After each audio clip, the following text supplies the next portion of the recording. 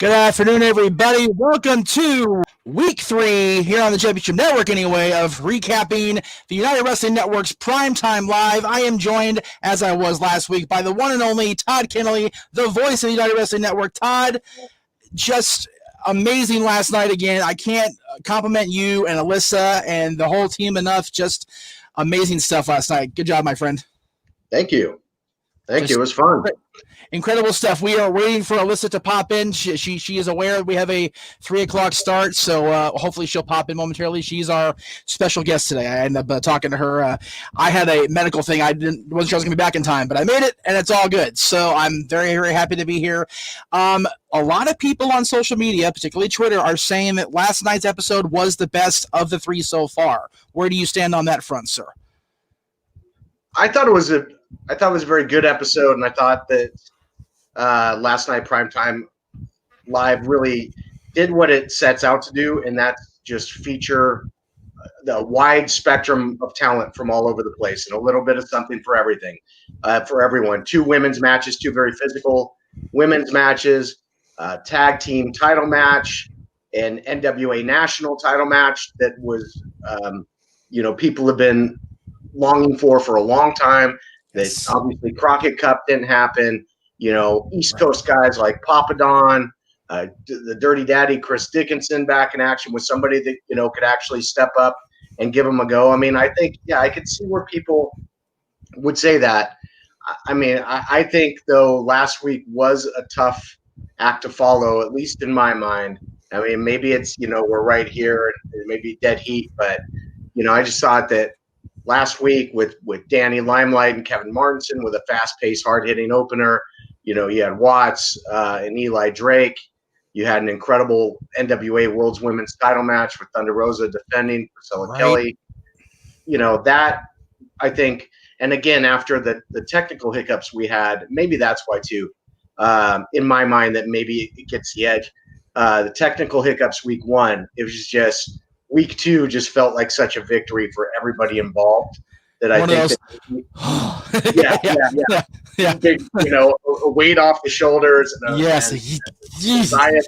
sigh of relief. So at least for me, I think that maybe for me thus far in the infancy of this program, it edges it out. But I did love, like I said, last night was jam packed, and even much like UFC, when Alyssa's on, we'll talk more. But like much like a UFC, sometimes fights will go quick, and there'll be a quick finish here or there. So I thought it was kind of cool that we had Robert Baines and Jack Cartwright standing by. They were not officially announced for the card. They were. I noticed that. Yeah, in essence, an MMA swing bout is what you'd say, in MMA, and a bonus match, as I think we said last night. And I mean, from the journey from the hobo to the Robert Baines character. Oh my God! Right. In his longevity in championship wrestling from Hollywood and Arizona, it was just great to see Robert Baines, Brandon, Hobo, call him what you will, out there, and Jack Cartwright, who has been very talented, recently debuted on Hollywood, has been coming to Primetime Live, doing ring crew, helping out, just being on hand to do whatever he could.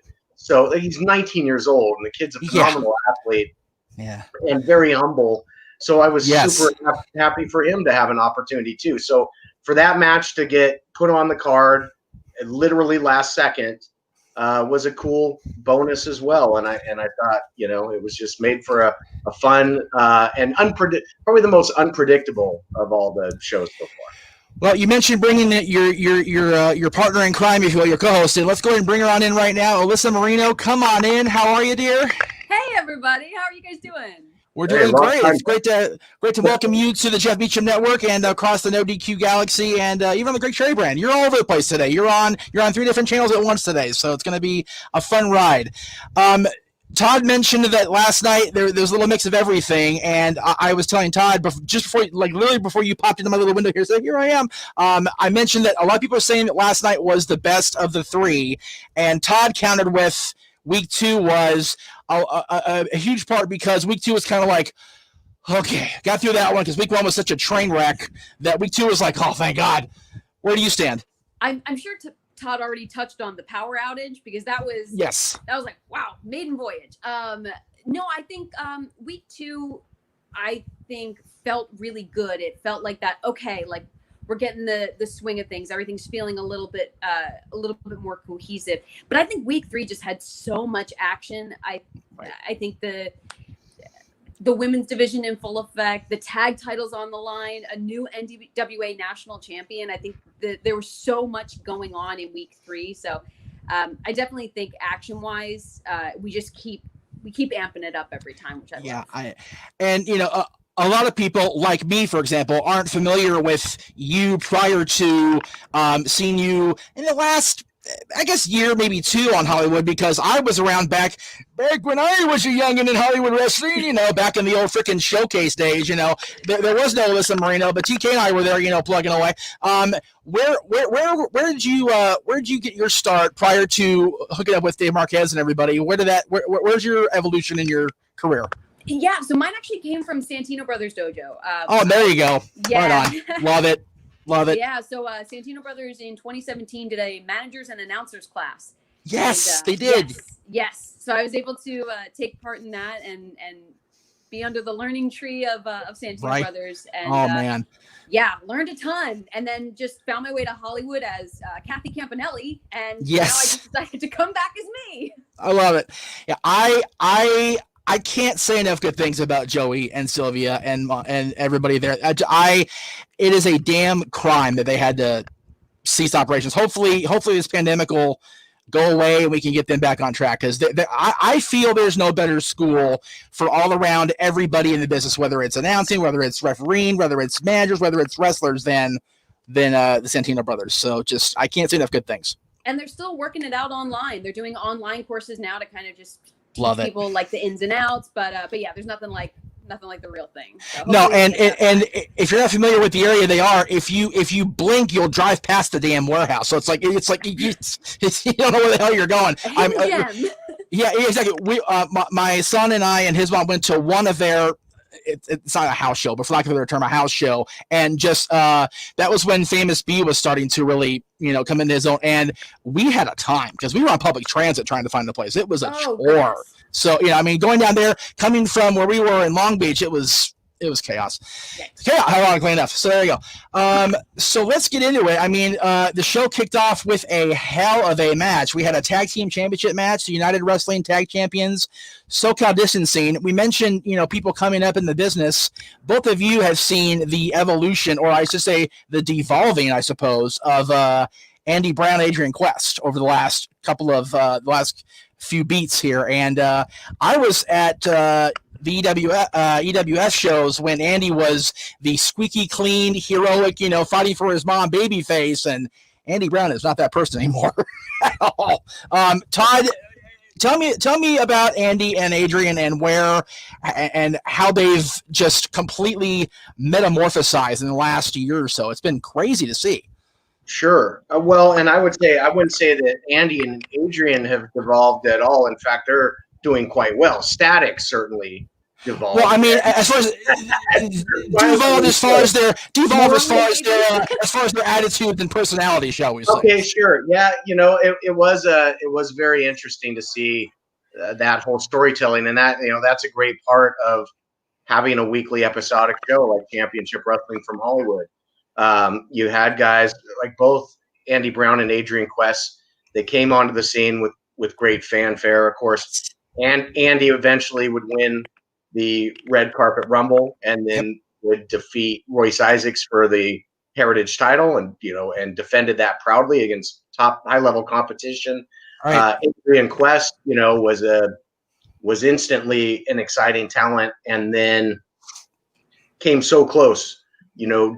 Advanced really far into the PP3, a couple years back, and then had some real close calls for the TV title, and just it got to a point where and once Andy had lost the Heritage title, both guys I think felt kind of lost in the shuffle, and you had another guy that definitely had a chip on his shoulder in Ray Rosas. Here's a guy that was decorated tag team champion many times over. He was a television champion a couple times over, had great partnership with Peter Avalon, had a great feud with Peter Avalon, but never got pushed to the Heritage title. And I think always felt like he was in the shadow one way or another. And so that whole kind of who cares mentality came out of it. Attic banded together, instant success. Roses became the Arizona State champion, the PP3 Cup holder,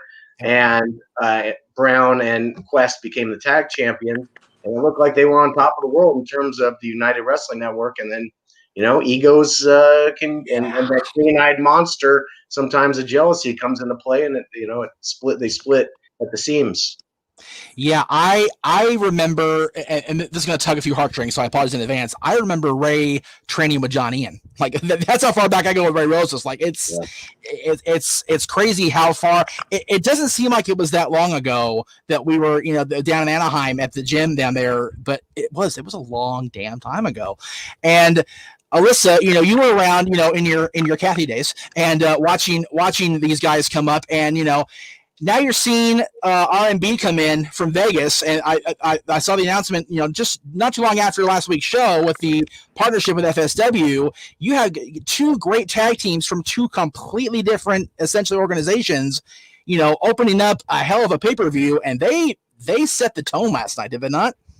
They really did. I think one of the most interesting things is the fact, and I think we were talking about it a bit on commentary, is that R&B, once they started tagging, they never really looked back. But Adrian Quest and Andy Brown, have been friends for a long time trained together, have known each other for so long, but I feel like what's the best way to get a feel for each other's strengths and weaknesses than to keep yourselves as opponents as well. So they're not always on the same side of the ring. And I think that really helped them get to kind of know each other and become a cohesive unit.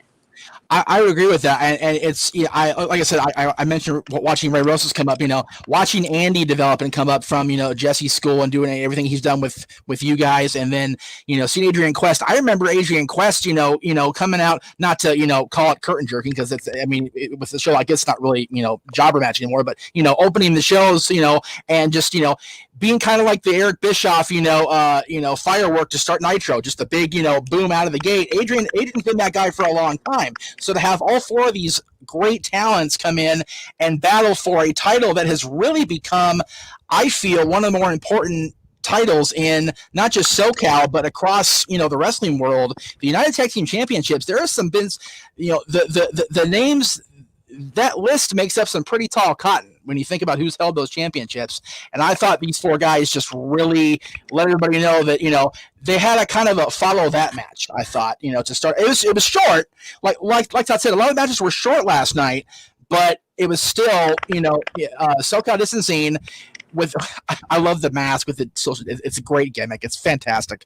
And I think that these guys really said, okay, now we're on Primetime. Now we're on pay-per-view live and we're the champions and you guys got to come to us to take us out. I thought it was a very great message sent by Andy and Adrian that, they're not going anywhere. And they are everywhere. They are. They are everywhere. And I personally, as somebody, Andy, was a friend of the family, and I haven't talked to him forever, so I'm sure we're still, nice or whatever. But seeing Adrian succeed just warms my little ginger heart. It's just fantastic. I love it to pieces. And Todd, we went from this match, which again was just a complete tone setter, for the tag team championships, and we went into another crazy battle with Papadon and I forgot who the opponent's name. I forget. I apologize. Remy Marcel. Marcel, thank you. This was like Todd. Weird. Sometimes what do we say? We're everywhere, right? You could have told me you were there, you jerk. I see how it is. All right, let's talk more about that tag team title match. Yeah, let's bring the champ in and see if we can get the screen turns. We can get a dub. And I had no idea. I'm so kayfabe. I'm a terrible person. It's okay. Anyway, Papadon and Remy, they really, again, another match that, I've seen bits and pieces of Remy here and there over the last little while, but not a whole lot. But I'm not familiar with Papadon at all, so it was cool to see somebody I hadn't seen before. So here's some insider stuff for you, because everybody at United wears a lot of hats and will be involved in a lot of different things. And we talked about Santino brothers. Joey Chaos Munoz is an agent and producer on Primetime Live. He's backstage. He helps with matchmaking. He's got a great eye for talent. I was not aware of the FSW partnership until it was announced, which makes sense that we would have, the Real Money Brothers. They're two-time FSW tag team champions, and you'd have Remy Marcel, who's a fixture in FSW. But I was actually instrumental in bringing the Real Money Brothers in. Right, we did it last week. Yeah. Originally, it was going to be Friendship Farm against the Bodega on week 2. Okay. And Papo Esco had some sort of issue. Somebody probably owed him money. He had to rough him up. Very likely. So then I was just so overjoyed when and this is real life stuff. I was just so happy that the Real Money Brothers came in and then performed well and got the invite back. Had a great physical tag team title match with SoCal Distancing.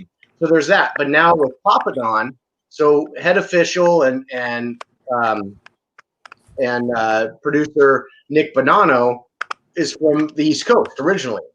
And Papadon is very much, a 20-year veteran, as we said on commentary, usually kind of sticks to the East Coast, obviously a hot wrestling scene out there, but is friends with Bonanno. So when we were putting matches together, Nick was like, well, how about Greek God Papadon? He's a Super 8 tournament winner. He's, and we want to bring talent in from all over. So Nick Bonanno was very instrumental in bringing him in. So it just goes to show you how everybody's kind of working together to put on great matches on Primetime Live. And, I thought this was no exception. Last week, Slice Boogie, Carl Fredericks was super physical, and this matchup was super physical too. Yeah.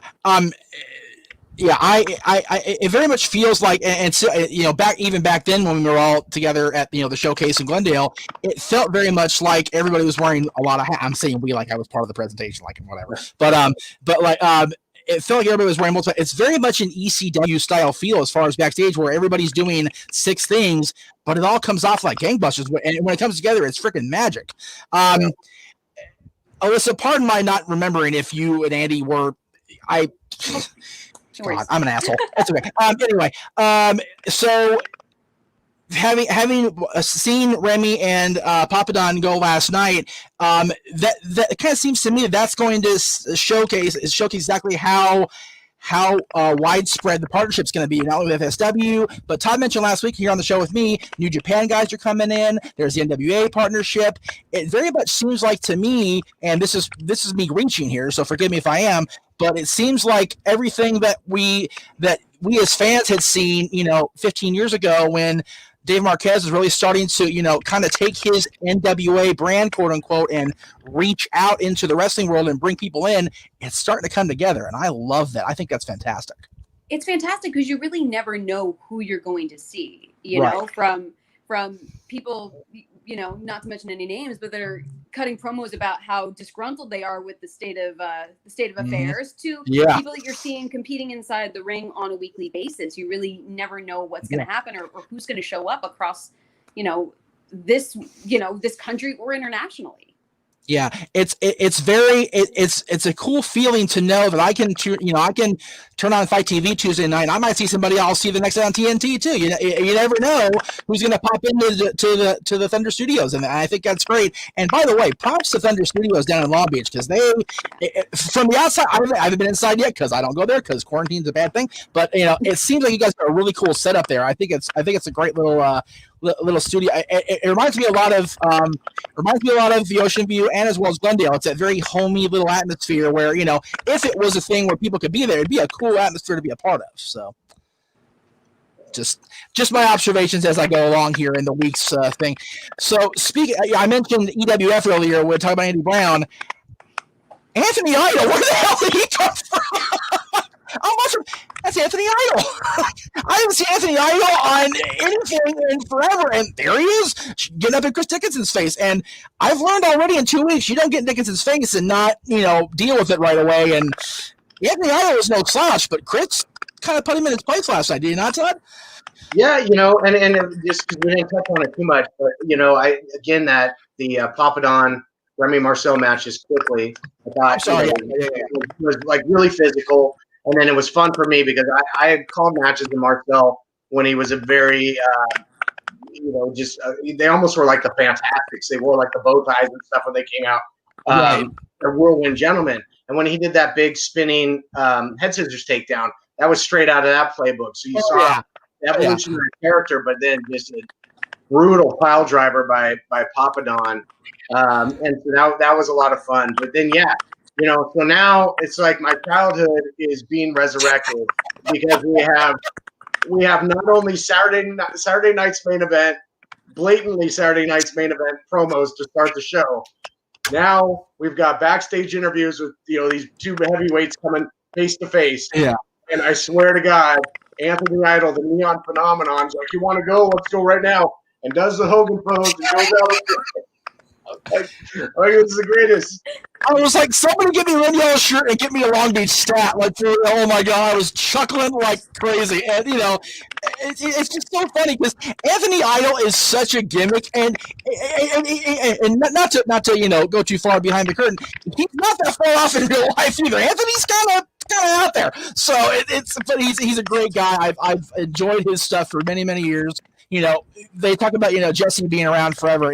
Anthony's been, with them most of the time. Anthony's been around forever too. And it was cool to see Dickinson get another huge win as he starts mowing through these people that Marquez and Corgan are lining up for me. It's like, man, I'm waiting to see when we see Dickinson and, get a shot at the United TV title, or, maybe they put him against Murdoch now that Murdoch's a national champion, or, Zicky Dice is coming back next week. We'll talk about that in the show. There's a lot of gold that, Dickinson can, get in as well. Yeah, I've been whooping ass left and right. Where's my shot? So there's a lot of meat on that Chris Dickinson bone, and I think that as long as the interviewer keeps quiet, be back there with him, and doesn't get his mug smacked off, I think we'll be okay. Alyssa, don't you go back there and talk to him. He scares me. Just stay out of there. Just stay right beside Todd. Todd will shield you. Well, and I think that's the thing. That's the thing too with Dickinson, his competition. After decimating Jordan Cruz, he had I think a little bit more of a physically intimidating opponent in Anthony Idol, and still, the match went in his favor. He said though before that mouth of his has gotten him into trouble more than one occasion. He's used to being like climbing and getting knocked down. So you got to wonder, is it going to get him in trouble at Primetime Live? Well, I mean, the fact of the matter is, the second face you saw in history of Primetime Live was Chris. Dave's out there, trying to do, Walt Disney host guy, and Chris is like, no, shut up.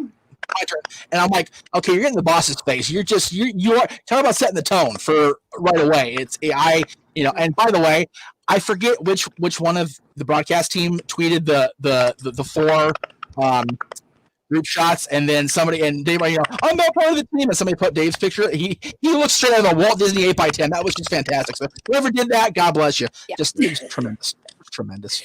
I love you, Dave. I do. Another match I felt was, it happened literally, last minute, kind of scrambling after the possibility of a COVID thing with Serena Deeb, but Allison Kay and Nikki Savo, I mean, just Allison Kay, I think, has been kind of not underappreciated, but definitely undersold by the people that are kind of, I don't know. It seems to me that everybody's, focusing on Thunder Rosa so much, and they're forgetting that Allison Kay, went into the Conquer Cup last year and whooped ass to get that championship and dominated for most of 2019. And Thunder Rosa, did do herself a great credit by winning the championship, and there was a controversial rematch that had Melina involved, but I think Allison Kay is really starting to, again, you talk about, Alyssa mentioned, Chris's mouth getting him in trouble. Allison Kay is really, I mean, she almost made Valentine's ass last night for, not giving her the microphone. Allison Kay scares me. I don't know if I want to interview her either, to be honest with you. And I don't know where you think, Todd, but, Allison Kay wants to take a microphone away from me, she's going to get the microphone. Hey, I tried. There you go. So yeah, that was interesting that, I guess the powers that be didn't want Allison Kay to have a live mic because of her vendetta for Thunder Rosa and the NWA Women's World Title. But let's look back at Allison Kay was a great NWA Women's World Champion who actually made her way out to championship wrestling from Hollywood. She defended the title when she was the champion in Hollywood against Heather Monroe. So kind of helped set the stage for the stuff we're seeing now with Primetime Live. But yeah, I think last night, and then again, I think last night had a lot of the kind of MMA analogies and feel. And in fighting, sometimes somebody's going to go through a training camp and have a health issue. I mean, this obviously wasn't an injury; it was just a health concern with Serena Deeb. But you always have to be ready. You always have to be in shape. And Nicole Savoy certainly was. They had a history, so made it instantly meaningful. It didn't feel like a substitution or a replacement match. It was if anything, it had more story behind it because it was a true rubber match after they had both traded victory. So I thought, if you're going to have somebody the likes of a Serena Deeb fall out on this particular card, it couldn't have worked out any better, in my estimation. It really did. Now, Alyssa, you've been really. I've enjoyed your work. Interviewing the various women in the United Wrestling Network, and having your perspective on that division. it was definitely cool to see, like Todd said, a rubber match that we weren't expecting. That Serena had to bow out, and I applaud that. Hey, if there's a chance, stay home, man. It's follow the Sam Jackson model. Stay the F at home. Just don't even bother. But I thought Nicole and Allison, picked up that slack and ran down the field for a touchdown. It was a great match. Oh, 100%. I think it was brutal. It was a fight, and I think each of them had something to prove to one another, as well as to the fans at home, to everyone watching. Allison Kay, like you said, Todd, she's got a lot on her mind. She's been nothing if not vocal on social media about her kind of critiques of Thunder Rosa's La Mera Mera Destruction Tour. So I think that if you're not going to give her a live mic, she's going to get her message across another way. And I do think Nicole Savoy was an incredible competitor and really left it all out there with Allison Kay. Yeah, if I'm Thunder Rosa watching that wherever I'm at last night, I'm going, okay, this could be something. Down the line here. And you talk about the women's division. Todd, I don't know how. Again, listen, I don't recall how far back you've gone with Ruby Reyes, but Ruby Reyes is another Santino graduate, and she, I was watching her manage, when I was working with Gary Yap back in my day, and she's been around longer than people realize, but she is even still now coming into her own as a competitor, and I thought she and Chanel did a great job last night of having to follow Allison and Nicole, which is no small task. Back-to-back women's matches, all four women really tore it up, I thought. Yeah, no doubt. And, and I know that Alyssa will have a lot to say on this, so I'll try and keep it brief. But I thought, again, and this has been kind of a theme of a lot of the online comments that I've seen just in the short history of this show, is even talent that has been on the losing side of things in these 3 weeks, their stock has risen. Somebody like a Slice Boogie being in there with Carl Fredericks, and somebody like Heather Monroe actually, giving Camille, who had been completely impervious to pain and unstoppable before, Heather found a way to find a chink in that armor. I think the same with CeCe Chanel. I think, that was probably the best. And CeCe Chanel's had great matches in Hollywood and has won matches. But I think even in a losing effort, that was the most aggressive I've seen her. It was the most resourceful I've seen her. And against an absolute monster in Reyes, like, I was really impressed. As impressed as I was with Reyes' dominant performance, I was probably more impressed with CeCe Chanel than I ever have been. Yeah, I haven't seen a whole lot of CeCe on the winning end when I've seen her on, but even in defeat, she came off looking stronger than I've seen her on recent outings that I've seen her. And like I said, Alyssa, I know you've worked with both of them quite frequently, and I think for you that's got to be a cool thing to see. The females of the company really starting to assert themselves, because I remember a time when Dave didn't book a whole lot of women's matches, period, and now we get two in the same night. That's pretty cool for me to see. Well, and I think that that's something too. So talking about international talent, CeCe Chanel came here about 6 years ago to the U.S. to pursue her dreams of becoming a professional wrestler. She's from Brisbane, Australia, and she actually trained at Santino's too. Santino's breeds ass kickers. So whether it's the little opportunity ass kicker or the sweet and sassy Aussie ass kicker, you really had quite an incredible match between the two of them. I think too that as far as the women's division, even at Championship Wrestling from Hollywood, Ruby Reyes left Championship Wrestling from Hollywood because she had literally gone through the entire roster. There was no one left for her to face. Now that we're starting to see some new competition for her, it's brought her back. But I mean, even on Championship Wrestling from Hollywood right now, there's issues within the women's division. We, head matchmaker Nico Marquez trying to basically cancel the women's division, and luckily he doesn't really have a part in matchmaking at Primetime Live. But God, I think that was really all of that built up frustration. Think about the fact that not only has CeCe Chanel not really had much of a victorious streak on Championship Wrestling from Hollywood, but she also is kind of being stifled over there. I mean, it led to a huge locker room brawl, and it led to, I think, her competition against Ruby Reyes. Yeah, it's just funny to see how much competition there is now. I remember one of the first shows I went to at the Region Showcase out in Hollywood. It was a super treat to see Lucky O'Shea against Davina Rose. Like, it was like, and then when I look back, I go, hey, wait a minute, I recognize Bailey from somewhere. It's like, I saw her back in the Hollywoods. It was really cool to see her evolution over the years. It's really cool to see how far Bailey's come, and I it's cool that she was able to come down from NorCal and get a little tumble time in Hollywood. It was really cool. You talked about evolving characters. Todd, you mentioned earlier Robert Baines, Hobo, Brandon. He talk about a jack of all trades. I think he wears like 200 hats backstage. 95 of them are hobo hats, and that's okay. We're not judging your hat style, Brandon. It's all good. You know, you gotta do you, boo. But I am so impressed with how far he's come as a talent in ring, on the mic, and as a person. He is just a quality person, and so far removed from this Robert Baines character, who's just a freaking destroyer. And it's very cool to see people like that, because Brandon's not that guy. He's so just low key and just chill, and Robert Baines is not. He is just go in there, whoop your ass, next. And he had a hell of a thing last night with, as you said, Jack Hartwheel, who was getting his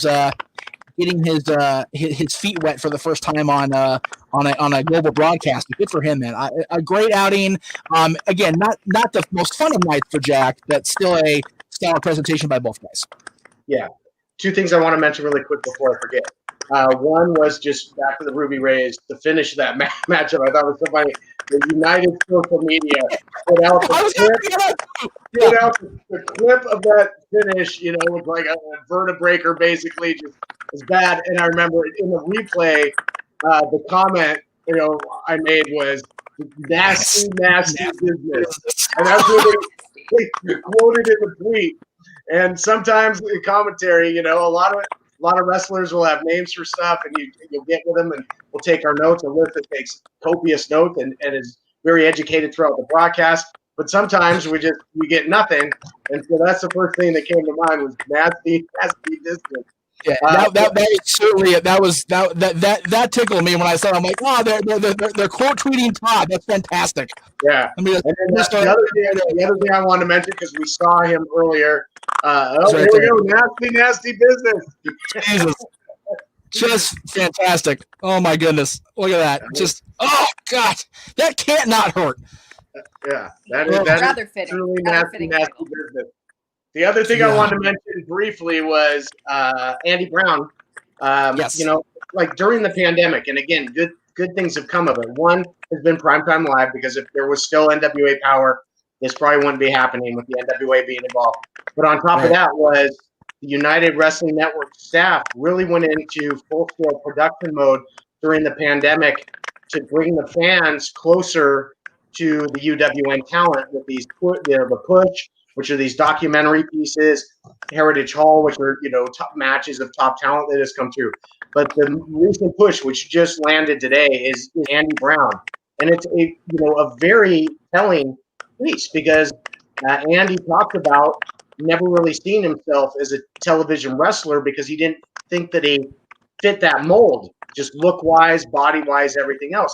He always knew that he could make it in the ring, action-wise. Yeah, there it is. And I mean, I just like Andy's one of the hardest hitters, certainly in the United Wrestling Network, and always has such confidence that this is a side that I absolutely, even as a broadcaster that tries to do my research, I never knew that this rented space in his head. And so for anybody that thought maybe you couldn't do it, or because you look a certain way or something like that, it's a very inspirational piece, and you should really check it out. Yeah, I will forever say great things. Shut up. Well, I was going to say all our first good things about him, because he got to chime in and knock on my camera to hell with him. We're officially off the rails now, guys. By the way, Andy, Dylan's down the hall. He says he misses you, bro. Just so you know. Oh, Lordy. Okay, back on track. Okay, so yeah, Robert Baines. Robert Baines, Matt Cartwright was a match we didn't know we were going to get, and we're glad that we did. And what did you think, Alyssa? What was it like for you being a broadcaster where all of a sudden in our cams, like, oh, well, we're getting a bonus match? You know, we hadn't necessarily taken notes on these guys. For the brief time that we did talk to Jack Cartwright, I was really impressed with just even at 19 years old, how many accomplishments he has. You know, from being a skilled athlete as an amateur wrestler, as a football player, so he has the strong ground game, but then he has this gymnastics background that's out of this world. If you could see by his entrance, like back handspringing down the entrance ramp, so he definitely has the high flying as well. But there's something to be said when you're standing across the ring from Robert Baines. Someone that we've talked about, people kind of not devolving, but just really twisting and changing. We've seen a lot of this from our United World Tag Team Champions to Remy Marcel to Robert Baines. Just things happen that change a person, and I think Robert Baines is certainly one of those people. Yeah, I remember, and God, this is gonna age all of us, but mainly me. I remember the Hobo's debut at the Fit Pit, like back in the day, like when Ryan was still training before he became Mr. WWE Booster guy. Just he's, like you said, I use the word devolved in storyline as far as he's become this darker character, but the evolution of Brandon, the Hobo, and the Robert and Baines, just again, another guy I will never say a bad thing about. He's so impressed me in the last few years, where he's really allowed himself to go from this character of fun-loving, teaming with Jervis, always the happy guy and everything, and just he is not that guy. And you talk about another guy that really has allowed himself to change with the way wrestling is changing and the way that he needs to allow his character to evolve. You got to talk about Aaron Stevens. I mean, Aaron Stevens, from a fan perspective, I know you guys are fans obviously too, but you guys are more in there than I am. But from a fan's perspective, completely outside of the business, Damian Sandow was ridiculously underutilized, and they had a really marketable thing going. First of all, they had a great thing with him and Miz, which I thought was just ridiculous. It was so funny, and so both guys are so talented. And we all in SoCal saw Michael Dana come up from real world dork to UPW trainee to everything he's done. But Aaron Stevens went from that. He had the thing briefly with Joe Henning before Hulk got himself in trouble, and they had to cancel the. There went Kathy. Kathy's last Melissa. There you go. There she goes. He did the thing with the meta powers or whatever the hell they were called, and then he was just gone. It's like, well, we got nothing for you, so bye. And he has taken that and went, you know what? I can still do wrestling, and he's doing the acting thing too. And I think he's been one of the shining points of the. I think Aaron's. There you go. Here she is. I think that Aaron's been one of the bright shining points of the NWA presentation since the buyout by Billy Corgan, and I think that he and question mark. I'm not gonna whatever. That's been great, and I think that he was up until about 21 hours ago, he was a great national champion and a great guy to hold that title and run with it and be a cheater and be a heel and retain any way he can. But man, I love me some Trevor Murdoch.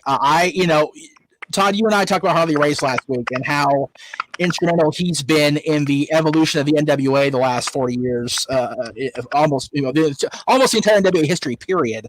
But mainly since he became champion in '73, and he brought Murdoch into this business, and just we saw a moment last night, and I think both of you will agree as fans and as people working for the Wrestling Network that Trevor Murdoch becoming the national champion, I thought was just a thing of beauty that you don't really get to see a whole lot. It was a great moment in time.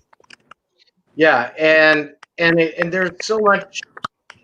It's just weird how there's so much synergy sometimes because it was Harley Race that in essence brought Dave Marquez into the business in Missouri. Right.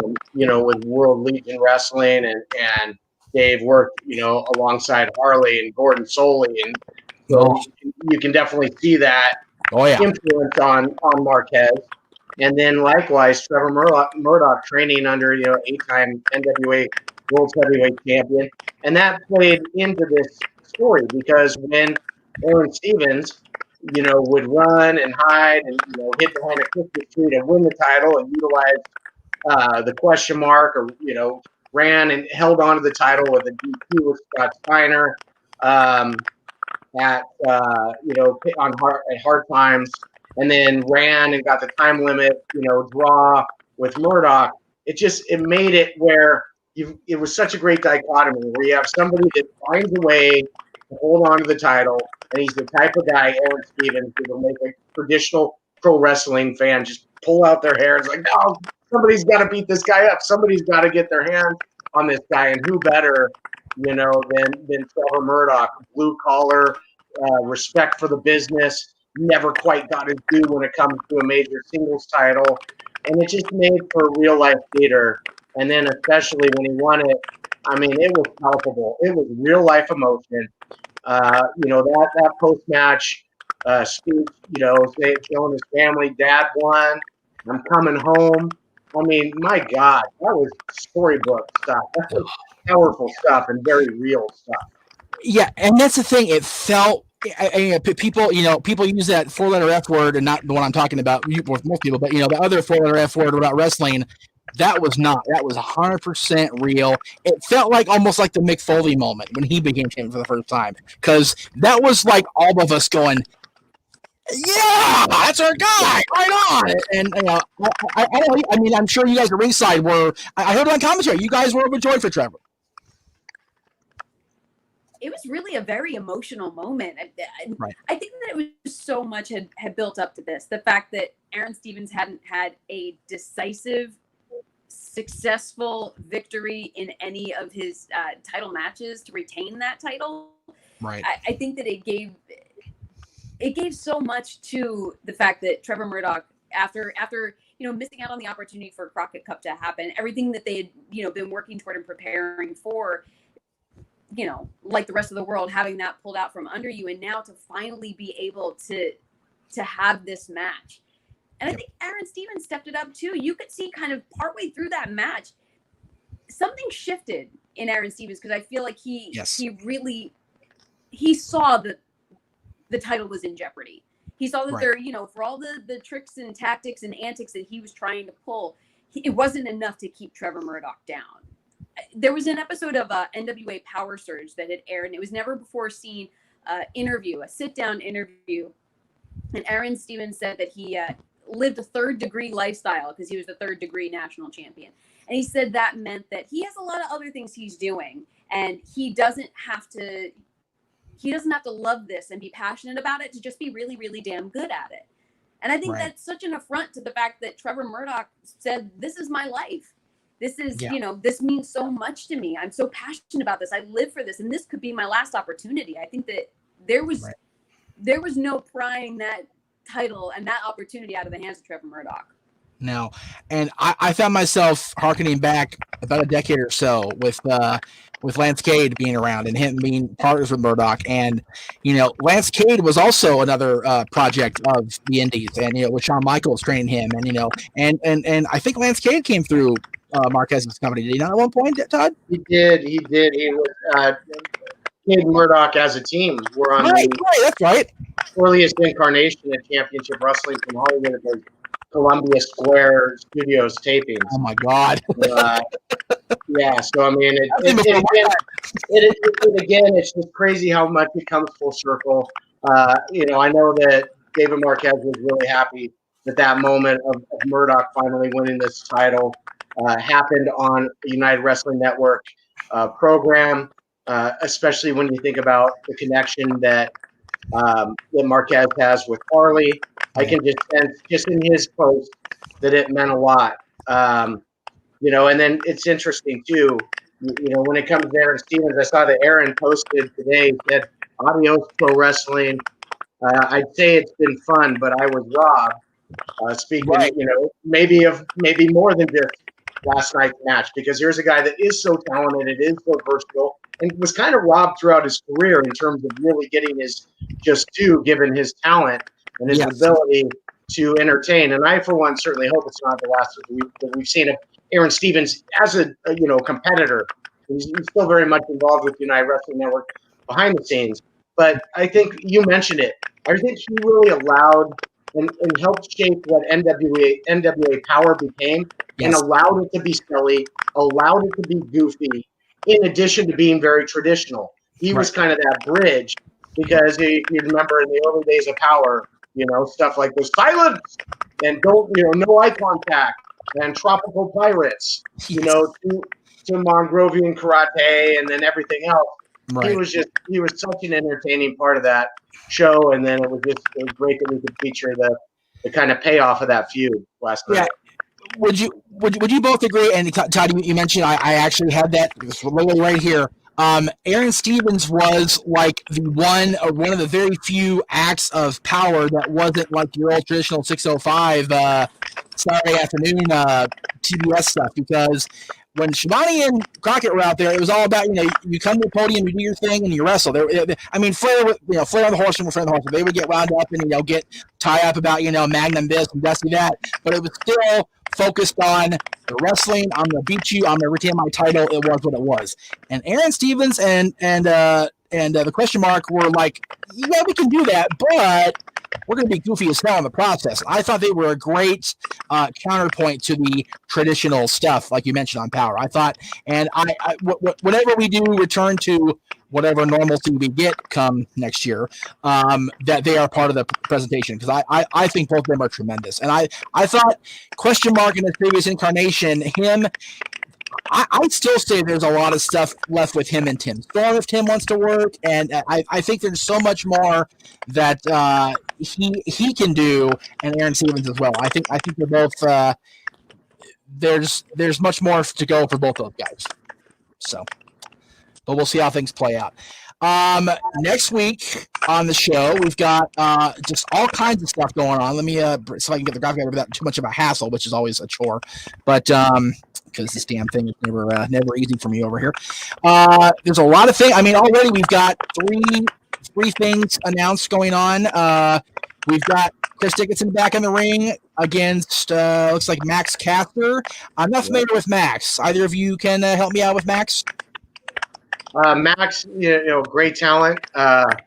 Will kind of insult rap promo his opponent leading in. So I'm sure we'll get that hopefully this week, maybe in social media.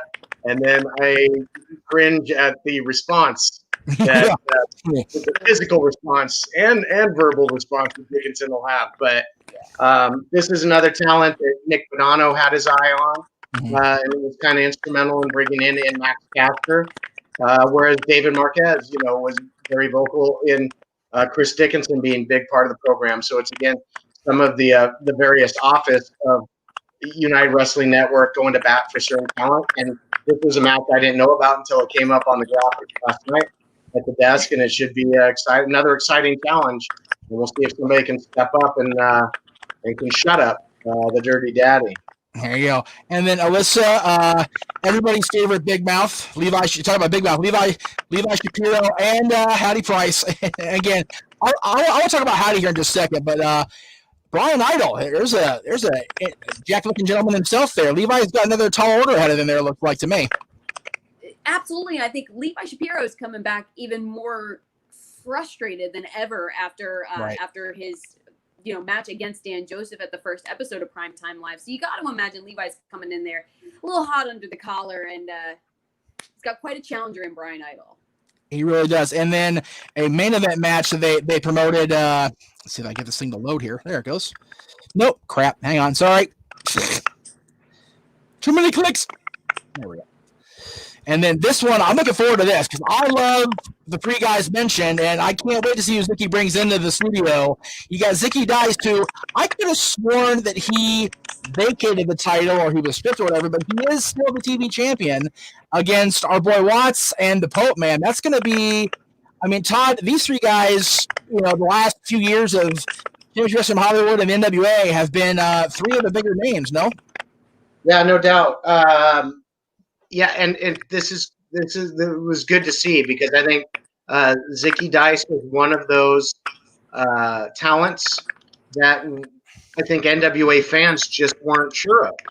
Right. He, throughout the pandemic had mentioned milestones of his title reign in terms of number of days. Right. There was some scuttlebutt that he was maybe going to try and leave the NWA, but certainly now it was announced last night, made it official that that's not the case. He's going to find a way to preserve that title reign a little bit longer because it, of course, won't be on the line in this tag team match. But other interesting things here, too, is that Watts had a great showing against Eli Drake, got overconfident, came up short. So now being involved in this match, it shows me that Watts certainly is on the radar of William Patrick Corgan and the NWA. The Pope has an eye for talent. You'll recall with Eddie Kingston and Homicide and what went on with that, and the Dawsons and the Bouncers and everything that went on Power. That he maybe he's been kind of part manager, part wrestler, kind of player coach. So maybe he sees something in mentoring Watts.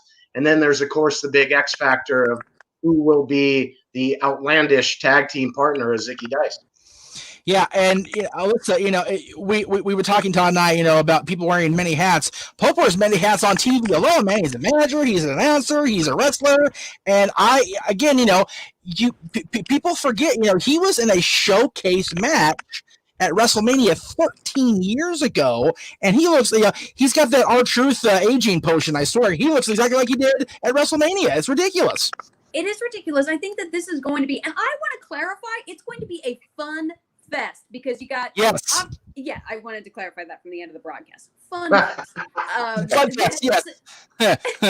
So obviously you have Zicky Dice, who's a very outlandish personality. He's got the $60,000 fanny pack. He's got the TV title.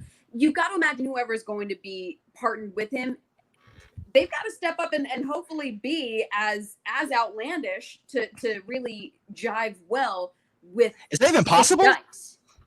Is that even possible to be anywhere near as outlandish as Zicky Dice? I don't know if that's humanly possible for anybody. They're gonna have to do their best, whoever it is. Yeah, I have to try. But also, it's the idea too that Watts, I think, just mindset wise, we were talking about how he did get a little bit overconfident against Eli Drake. We were starting to see a little bit of the old Watts coming back. He had disappeared from Championship Wrestling from Hollywood, and hopefully with the Pope, some guidance and some cohesion might score them a victory that could really, I think, cement Watts and kind of get his mindset back straight, And I wonder with the Pope being involved in that match, is there focus on getting back on track? Is there focus on, challenging SoCal distancing? Is there focus on challenging Eli and James Storm? That's the thing. Where are these tag teams looking toward once they have a victory? Andy and Adrian defended the titles last night, but they're on the same radar as the NWA champions. So it's not out of the possibility that we could see a champion versus champion tag team match down the line. So many possibilities. And again, we mentioned the partnerships with the NWA and the United Wrestling Network and with New Japan and with AEW. We're having an agreement, and I feel this is as close as we're going to get to a Pro Wrestling USA thing. If you're too young to know what I'm talking about, go look it up on Google, kids. Without the thought of, if we don't succeed, we're all going to tank, because there's so much collective talent in this pool that we talked about this, you and I did earlier. The possibilities of promotion crossing are endless, and I just love that about this right now. It's fantastic. Can't wait to see how. There's nothing but opportunity out there, and like you said, the talent is there, and United Wrestling Network with the partnership with NWA, FSW, New Japan. There's nothing but opportunities. The sky's really the limit. Yeah, and with the G1 going on, it seems like every hour of the day right now over there in the rising sun. There's a lot of talent that with the right connection, we could see the G1 winner, come in and do something. Like I said, endless possibilities. I can't wait to cover next week's show on Wednesdays here on the Jeff Beacham Network and with Aaron Griffin, No DQ, and everybody in the Greg Trey brand. I have to thank both of you again. Todd, I appreciate you being a co-host every week. Alyssa, the door is always open. Andy, you too, I guess, if you want to tag along, you jerk. Whatever works. So it's fine. But thank you both, and I'll ask you guys to stay online with me when I end the broadcast. So thank you all for joining us this week. We will see you next week right here each and every Wednesday. As long as there is Primetime Live, there will be a recap of Primetime Live right here on the Jeff Beacham Network.